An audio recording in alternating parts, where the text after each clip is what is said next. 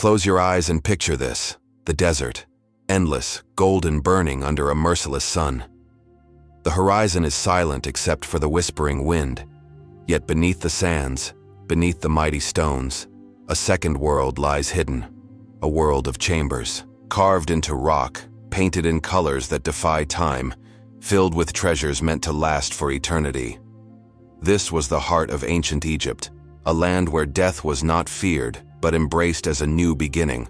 The pharaohs, the god kings, did not live for their own lifetimes alone. They lived for forever, and they built for forever.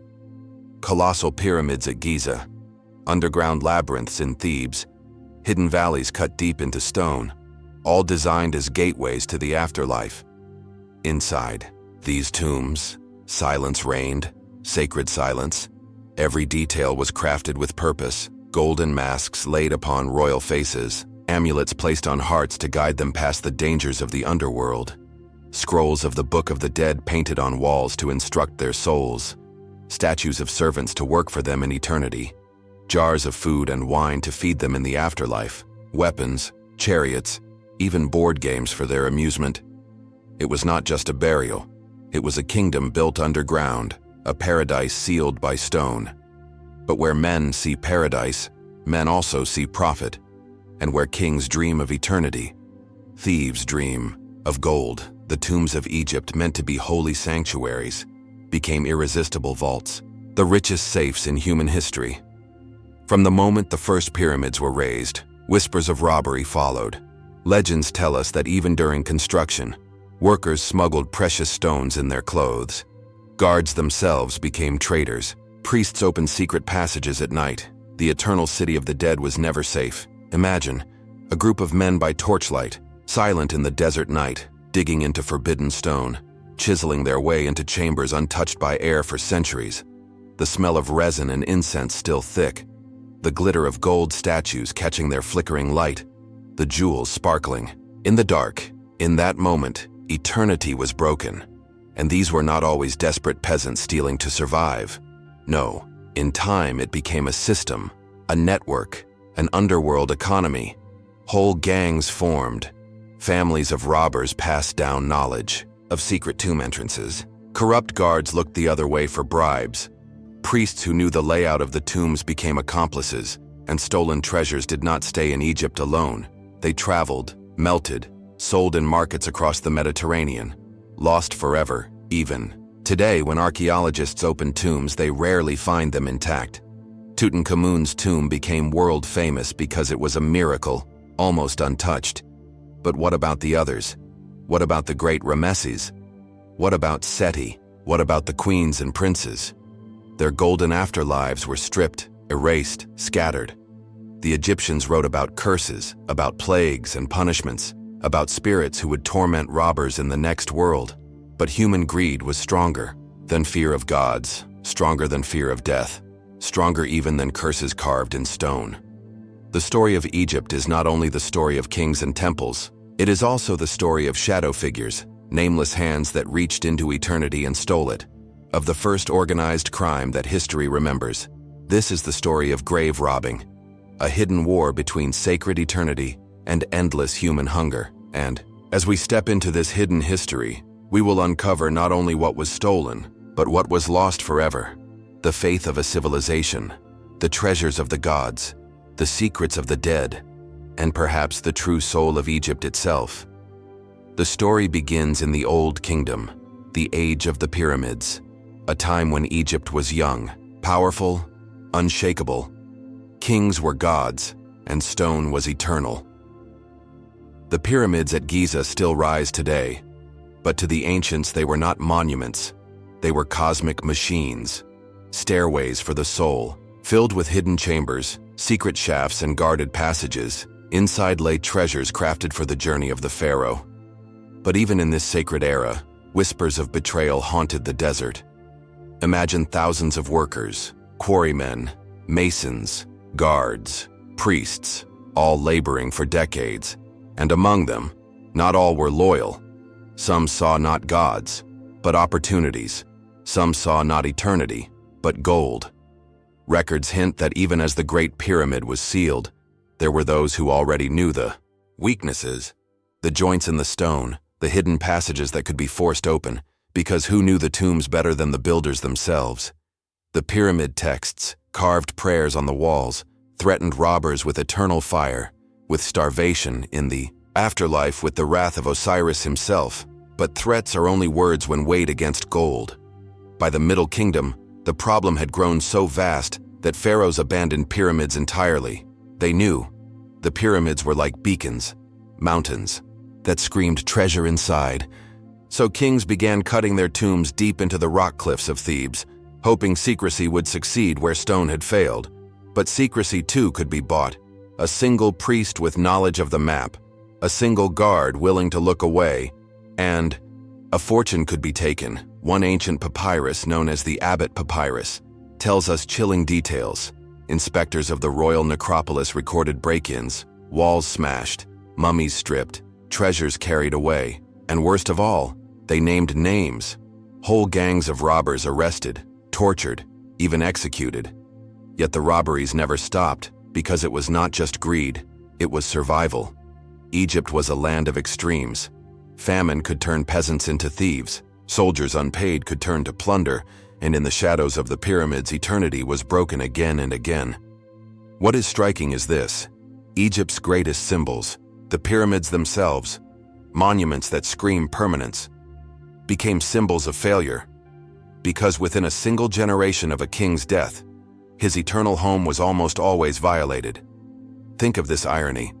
The pharaohs built to be remembered forever, yet most were robbed, their names forgotten, their bodies desecrated, their gold melted into coins, their masks sold in markets. The gods could not protect them, and so the first age of tomb robbing was born. An age that revealed a truth that still holds today. No matter how sacred, no matter how powerful, human greed finds a way in. This was only the beginning. The pyramids were the first victims, but as Egypt evolved, the robbers evolved too. By the time of the New Kingdom, grave robbing was not only crime, it was industry, organized, systematic, and unstoppable. The New Kingdom was the golden age of Egypt, an empire of wealth, conquest, and splendor. Pharaohs like Hatshepsut, Thutmose, and Ramesses filled the Valley of the Kings with underground palaces of eternity. Tombs cut deep into the cliffs, painted with stars, filled with statues, canopic, jars, and gold beyond imagining. But where there is gold, there are shadows. And in this age, grave robbing became professional, no longer desperate peasants. Breaking stone but trained gangs, often men who once served in the necropolis themselves. Masons, priests, guards, men who knew the layout of the tombs, who knew the guards' schedules, who knew exactly where the treasures were hidden. One chilling document, the Abbot Papyrus, reads like a police report. Inspectors describe entering tomb after tomb, doors smashed, plaster broken, sarcophagi forced open, and mummies stripped of their amulets, their golden masks, their ornaments. Imagine the sight: priests unwrapping the sacred dead, breaking bones, tossing aside centuries of ritual, all for the weight of gold. But the truth is darker still, because evidence suggests officials themselves were involved. High priests of Amun, temple guards, even scribes, all conspiring, covering tracks, sharing the loot. In one famous case, a whole crew of tomb workers was arrested, tortured, and forced to confess. They admitted not only to robbing minor nobles, but even royal tombs. The Valley of the Kings, meant to be secret, became an open secret. Its cliffs riddled with entry points, tunnels, and forgotten shafts. Some robbers would even dig through solid rock, guided by memory, or bribed by those who once built the tomb. During the reign of Ramesses IX, the scale was undeniable. Reports describe tomb after tomb found violated. It was so rampant that entire commissions were sent to investigate, and trials were held where robbers spoke in chilling detail. "We opened the sarcophagus. We found the amulets of gold. We divided them among us. We shared them with the captain of the police." This was no petty theft. It was organized crime, with ranks, with leaders, with corrupt officials on their payroll. And yet, Even as justice was attempted, with executions and mutilations, the robberies continued. Because the very men sworn to protect the tombs were often the ones betraying them, the irony grew sharper. Pharaohs like Ramesses the Great, who built colossal statues and temples to last forever, were stripped in death. His mummy found centuries later hidden in a cache, not in his glorious tomb, but reburied hastily by priests, trying to save what little remained from robbers' hands. This chapter of Egyptian history reveals a shocking truth. The Valley of the Kings was not a resting place. It was a battleground, eternity against greed, priests against thieves, secrecy against betrayal, and greed always seemed to win.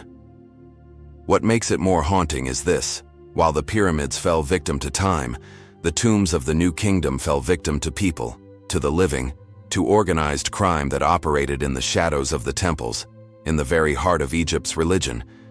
And as the empire weakened, as droughts and invasions shook Egypt, the robberies became not only tolerated, but normalized. For many, tomb robbing was not a sin. It was an economy, an underground trade in eternity. The New Kingdom was dying.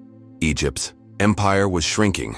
The Nile failed to flood, famine spread, and the priests of Amun grew more powerful than the pharaoh himself. And in this chaos, grave robbing was no longer hidden whispers.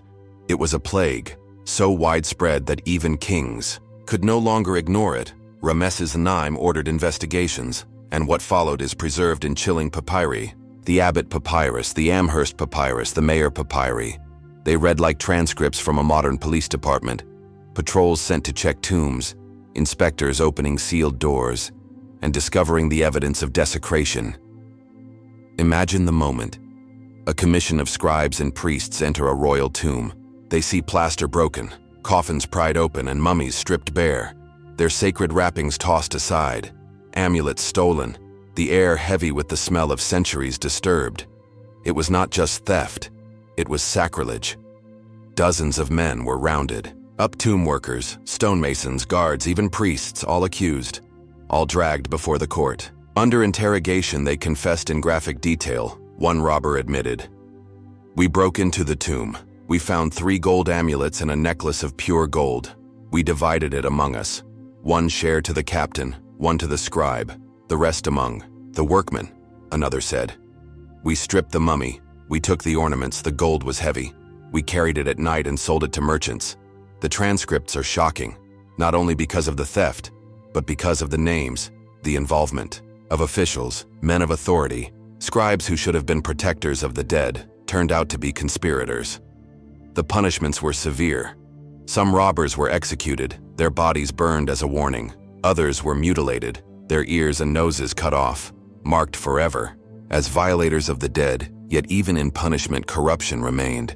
Because some were spared, not because they were innocent, but because they had powerful connections, or because they shared the gold with priests who could protect them.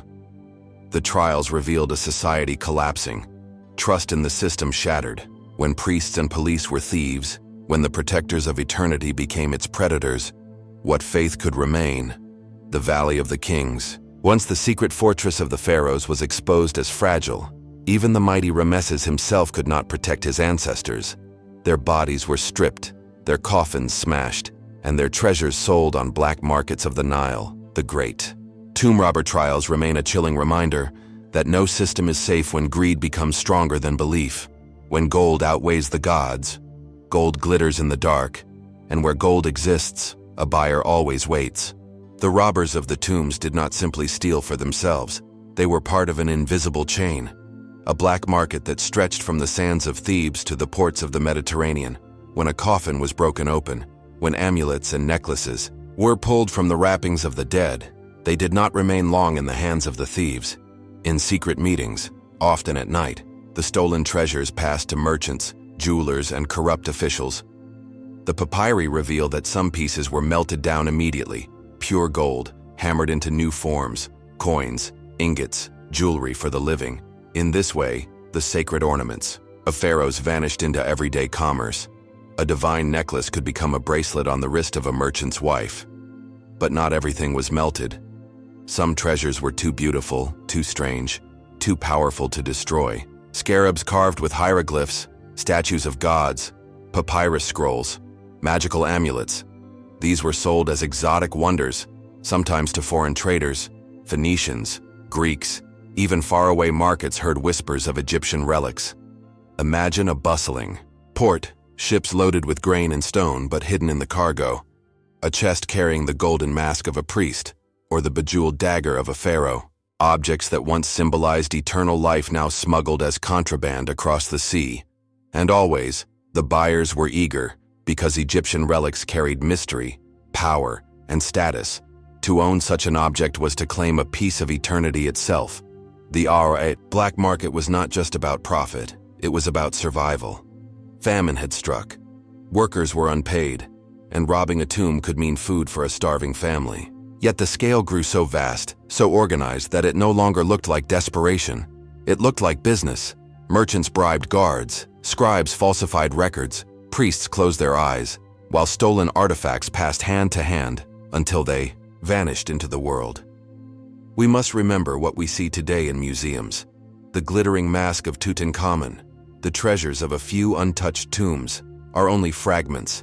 Countless more were lost, stripped, melted, erased, all because of this invisible market.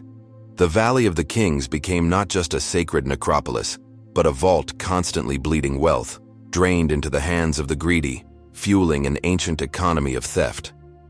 The black market of eternity was unstoppable, because it was not only made of criminals, it was woven into society itself. By day, the priests of Egypt chanted hymns to the gods.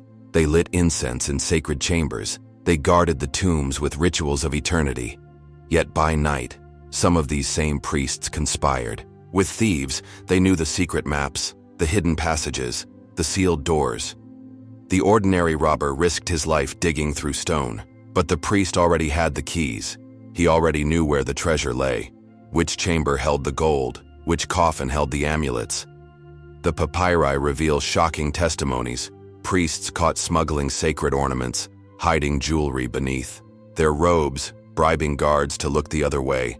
They were the very people trusted to protect eternity, and yet they turned eternity into currency. Why did they do this? Was it greed or desperation? Famine had swept through the land. Wages were cut, temples fell into debt, and the priests, once powerful, became vulnerable. But in that weakness, temptation grew, and so the protectors became predators. Imagine a moonlit chamber, a priest whispering chants not to the gods, but to silence his conscience as he pries. Open the coffin of a nobleman. Imagine the clash of sacred duty and human desire, the mask of faith hiding the face of a thief. And what makes it darker still is that these priests often justified their thefts. They claimed that the gods would forgive them, that the gold was better used to feed the living than wasted in the silence of the dead, a dangerous thought wrapped in piety. But the truth is clear. Once a protector crosses the line, the sanctity of the tomb is forever broken, and Egypt's people began to whisper, if the priests themselves are stealing, who can be trusted? This collapse of faith did not only rob the dead, it robbed the living of trust. It turned temples into markets. It blurred the line between worship and plunder. The priests had become both guardians and grave robbers, their dual faces haunting Egypt's history. The tomb robberies could not remain hidden forever. Rumors spread. Treasures appeared in the markets. Whispers reached the ears of officials, until finally the pharaoh ordered investigations. The Valley of the Kings had become a crime scene, and justice demanded blood. What followed were trials unlike any other, recorded in fragile papyri, the names of thieves, priests, even guards, dragged into court under the blazing eye of authority. The accused were interrogated mercilessly. Some confessed in fear, others broke under torture, their words written down by scribes.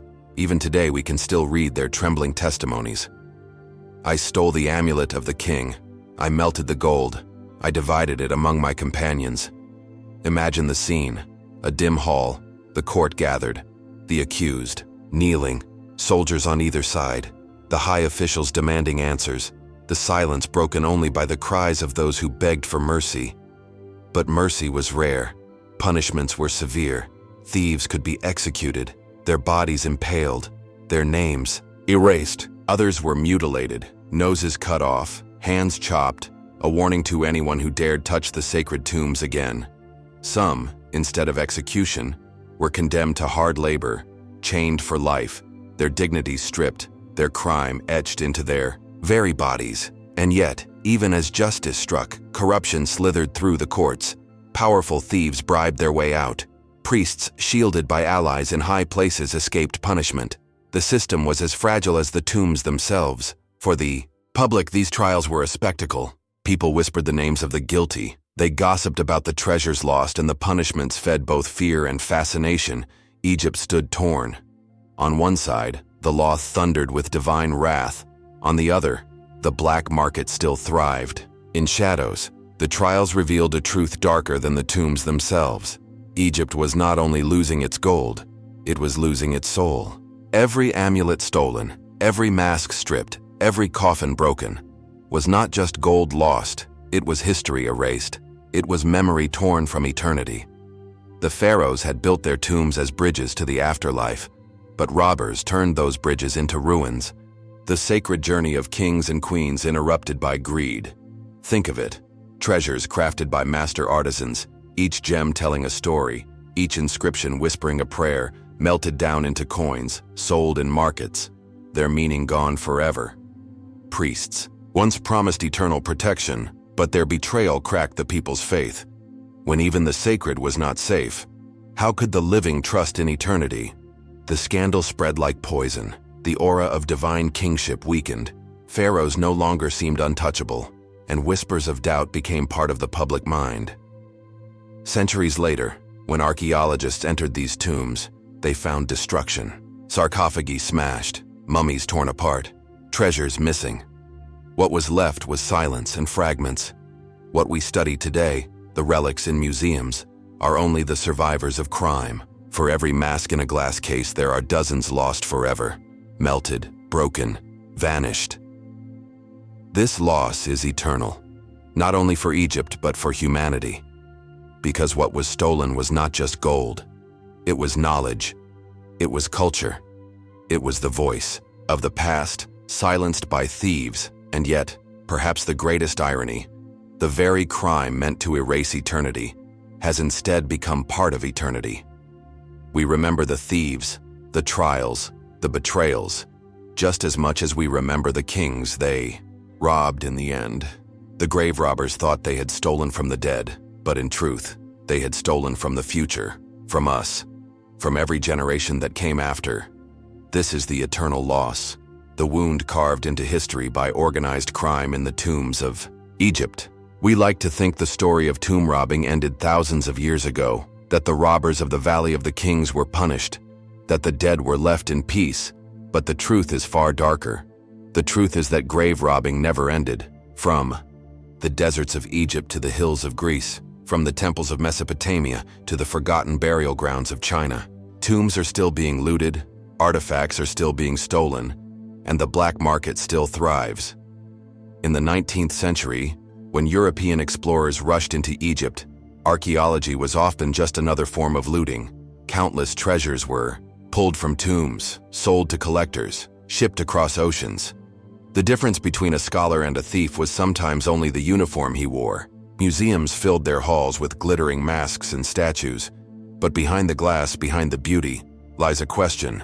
How many of these pieces were taken with respect, and how many were simply stolen?